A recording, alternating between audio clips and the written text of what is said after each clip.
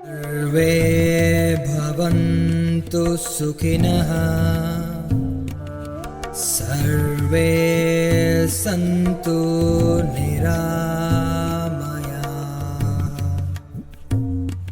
सर्वे भद्राणि पश्यन्तु मा कश्चित् दुःखभाग् भवेत्। अर्थात सभी सुखी हों, सभी निरोगी रहें, सभी कल्याण देखें, किसी को भी दुख का भागी ना होना पड़े। ये शांति मंत्र इस बात पे इशारा करता है कि तन का रोग दूर रहना सबसे ज़रूरी है, शरीर का निरोगी होना सबसे आवश्यक है। 5000 साल पहले सिंधु घाटी से भारतीय संस्कृति की शुरुआत हुई, जिसमें भोजन ने एक अहम भूमिका निभाई।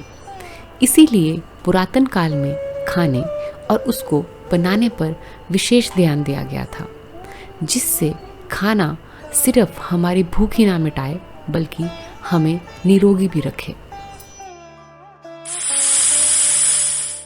पर क्या ये खाना हमें सच में निरोगी बना रहा है या हमें रोग की तरफ धकेल रहा है?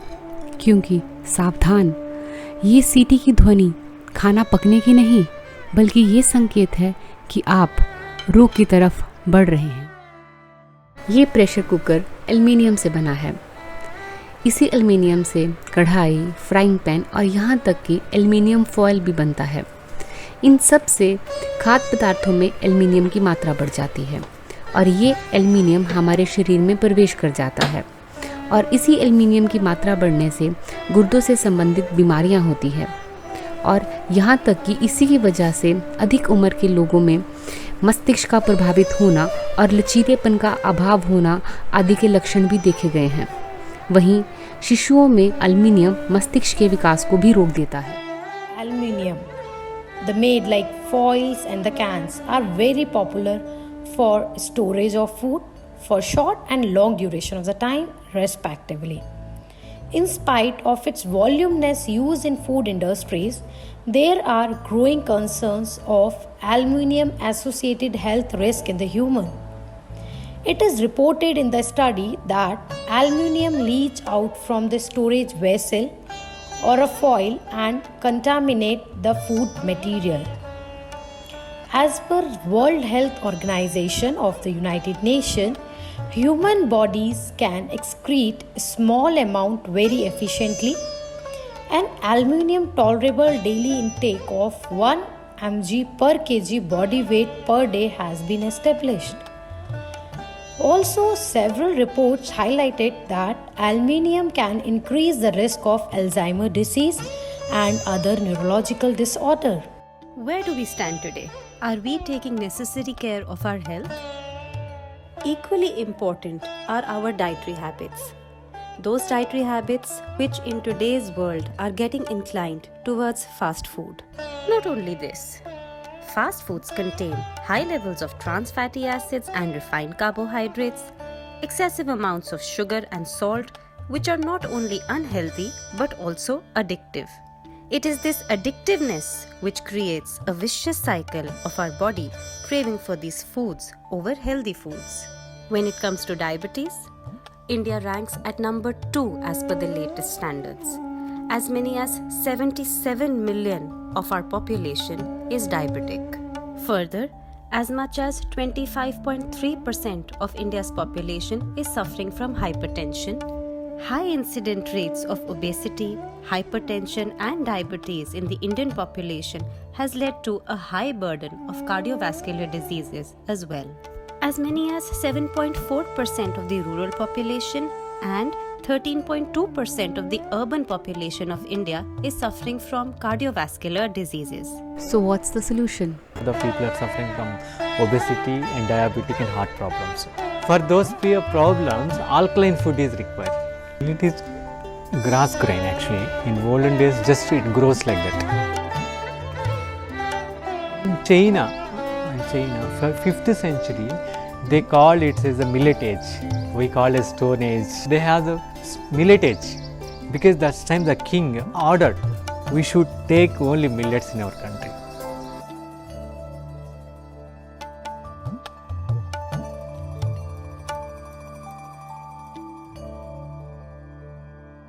We are hearing gluten-free food, millets are the very gluten-free. What's the gluten? Gluten is the one protein.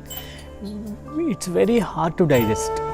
That's why the people have more food allergies. They affect with wheat and rice.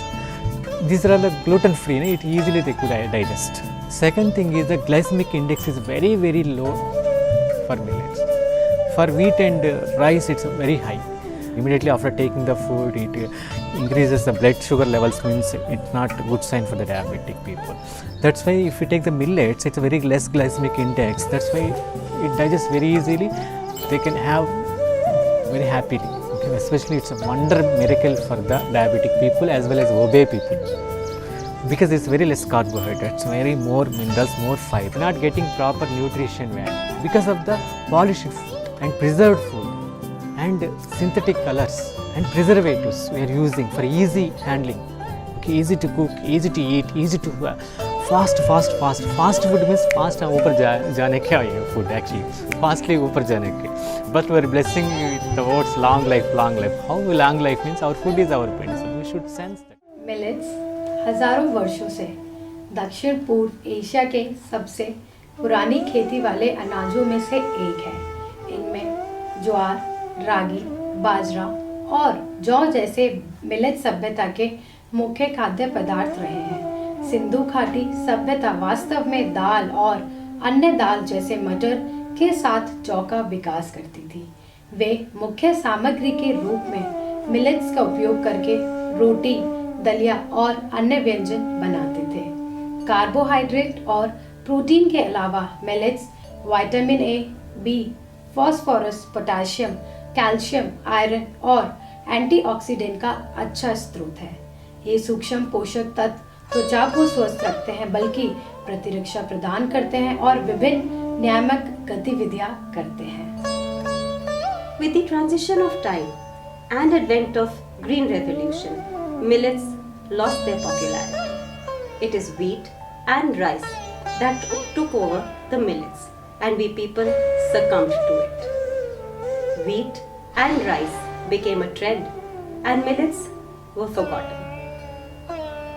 Have you not felt that in today's date, the health issues related to the gut and lifestyle have gone up? Have you ever asked yourself why? धीमी भोजन की अवधारणा Carlo पैचरनी और कार्यकर्ताओं के एक समूह द्वारा क्षेत्रीय परंपरा, अच्छे भोजन, तृप्ति और जीवन की धीमी गति की रक्षा के उद्देश्य से शुरू की गई थी। स्थानीय खाद्य प्रणाली के साथ धीमा भोजन समाज, अर्थव्यवस्था और हमारे पर्यावरण को एक बेहतर बनाने का काम करता है। यह न केवल टिकाऊ है, बल्कि कुछ ऐसा भी है जो सभी को अधिक से अधिक स्वास्थ्य लाभ प्रदान करता है। धीमी गति से खाना पकाना एक स्वस्थ तरीका है और इसीलिए इसे कम वसा वाला माना जाता है। इसके लिए न्यूनतम प्रयास की आवश्यकता होती है। सभी सामग्रियों को एक बार में डाला जा सकता है। Slow cooking not only enhances the flavor of the food, but also increases the bioavailability of nutrients such as calcium, potassium, iron, phosphate, and magnesium. It provides health benefits to the liver function, muscles, hair, skin, and our gut. In this process, our body gets more nutrients, wards off diseases, and we live longer. Remember the celebratory atmosphere with long time cooking? Biryani, dal makhani, their aroma, their taste, their flavor. Where are we now? We don't have time to spend with our family. We don't have time to cook. We don't even have time to care for our body.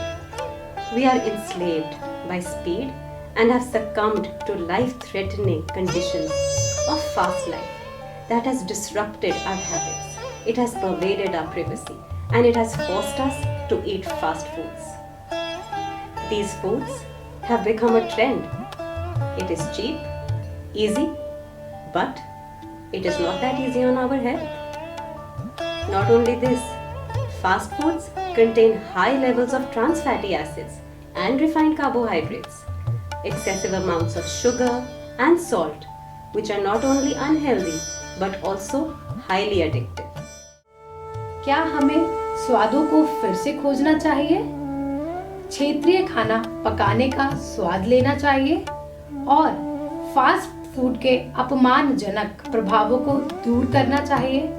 क्या आज हमें स्थानीय रूप से उगाए गए खाद्य पदार्थों पर ध्यान देना चाहिए?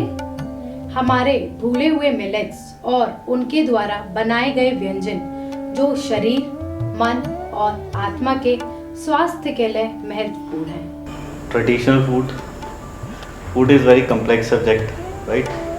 So इंडस वैली सिविलाइजेशन जो है वो 5000 साल पुरानी सिविलाइजेशन है। अगर आप एक्सकवेशन देखिए रोपड़ दी, यू विल फाइंड कि ट्रेडिशनल कुकिंग यूटेंसिल्स बहुत सारे ऐसे जिदा तंदूर यू विल फाइंड कि हर घर के बाहर तंदूर सीगा।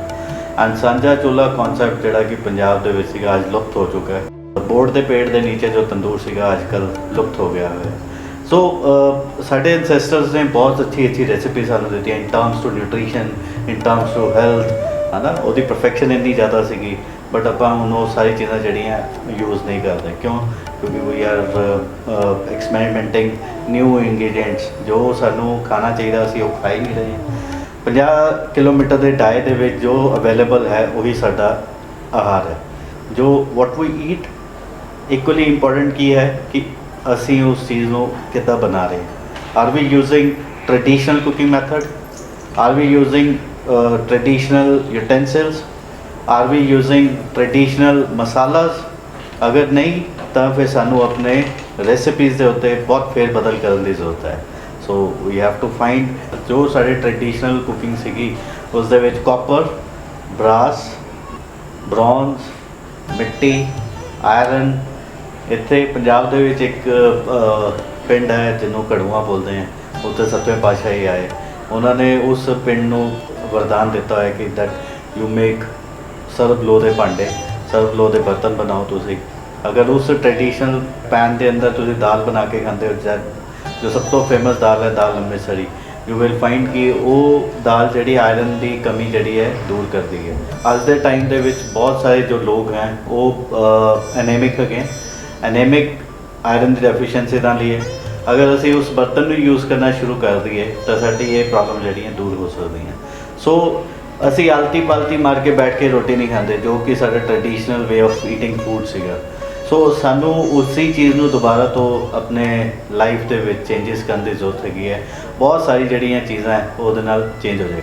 आयुर्वेदा के मुताबिक जो अपने हाथ के नाल खाना है वो डिनोट करता है बहुत सारी चीज़ां। जो असी अपने हाथ नाल खाते इट रिलीजेस डाइजेस्टिव जूसेस जो कि हेल्प करता है साडी डाइजेशन से। हुण हर एक उंगलों का अलग अलग रोल है। अगर आप अंगूठा देखिए ये रिप्रेजेंट करता है फायर, अगर असी पहली उंगली देखिए ये रिप्रेजेंट करता है एयर, अगर असी मिडल फिंगर देखिए ये रिप्रेजेंट करता है स्काई, अगर असी अपना रिंग फिंगर देखिए ये रिप्रेजेंट करता है अर्थ, अगर आप छोटी उंगली देखिए ये रिप्रेजेंट करता है पानी। सो जो असी अपने पूरी की पूरी हाथ यूज़ करते हैं एक मुद्रा बनाता है कोड मुद्रा। आपका स्वास्थ्य आपके हाथों में। The choice is yours. अच्छा खाओ, अच्छा पाओ तो खुशहाल हो। थैंक यू, बहुत बहुत धन्यवाद। मेरी तरफ से सबको प्यार भरा नमस्कार। मैं आप सबसे कहना चाहती हूँ कि हम सब मिलकर इस कॉन्शियस थॉट के साथ आगे चलें कि अगर हमारी सेहत अच्छी होगी तो हम आगे बढ़ पाएंगे।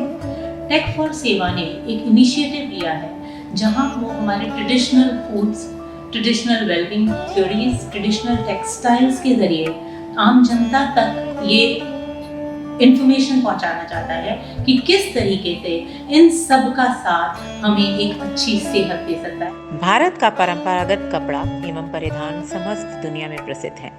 इसके अनेक फायदे हैं। ये केवल हमारे शारीरिक स्वास्थ्य को ही नहीं अपितु मानसिक स्वास्थ्य को बनाए रखने में भी काबिल हैं। चाहे ढाका का मलमल हो या पुंदूरू की खादी, प्राकृतिक रंग इन्हें सब कपड़े एवं परिधानों में श्रेष्ठ बनाते हैं।